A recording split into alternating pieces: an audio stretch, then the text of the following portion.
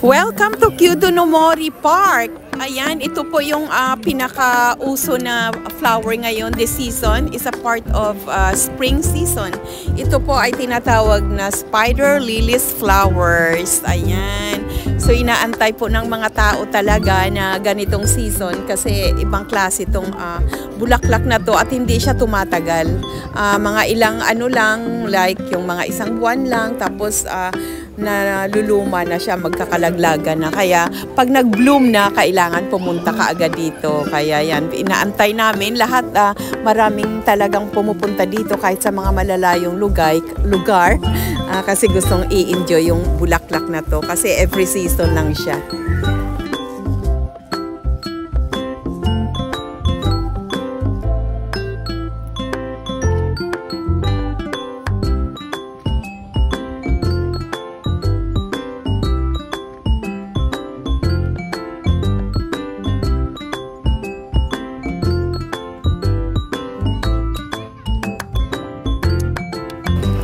Well, friends, just stay tuned at mag-i-enjoy po kayo. Actually, dalawang beses po kami dito bumalik kasi talagang parang bitin yung nakaraan. Tsaka yung iba kasi hindi kasi siya what do you call that? Hindi siya sabay-sabay na nagbo-bloom. Kaya ayan, ulit kami dito.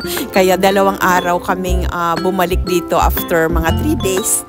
Ayan, ito na siya. Ayan, mayroon din silang palay na rice field na area.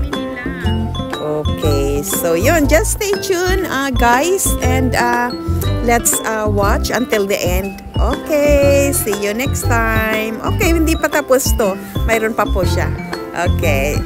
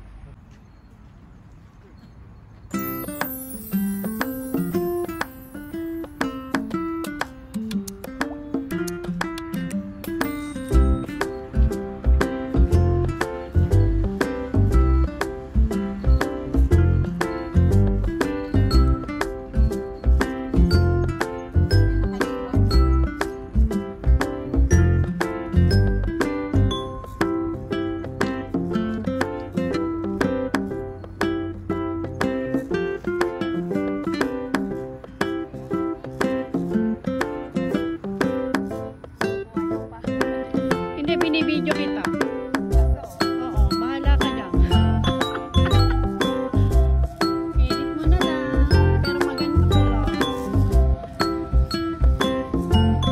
Nakita kaya ninyo yun. Ayun nila ko.